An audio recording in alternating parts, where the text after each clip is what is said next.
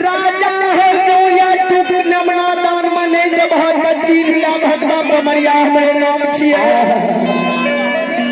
जे पांचों बेटा लाके उधम माधव भूया यस्मित में मचा रहलो ये राजा पांचों बेटा के सड़क जब पांचों बेटा मर जेतो तोहार वही समय में गुरु को मालूम जय हो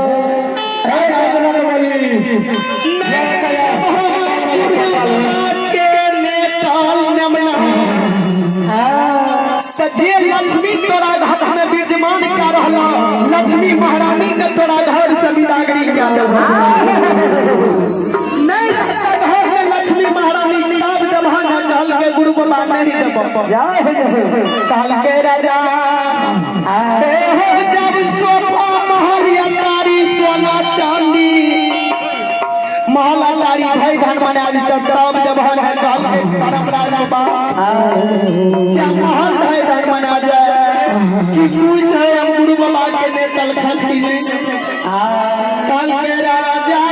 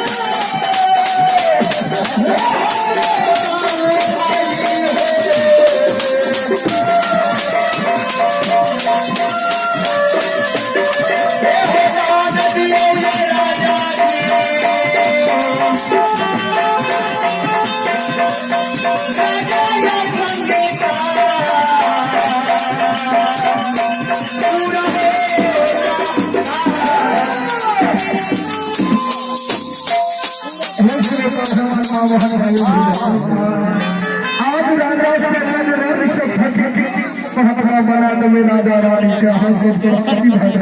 नाम कुछ रोशन कर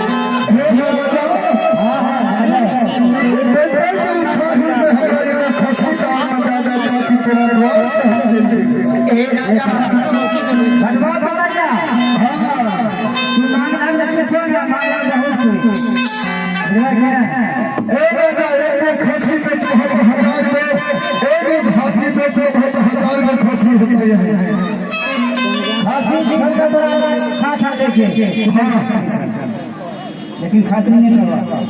हे राजा हाँ हाँ खसी नहीं तो भाव ना अजब तोड़ा बेटा का शराब का बयान हम लक्ष्मी के समय तो बड़ा राजा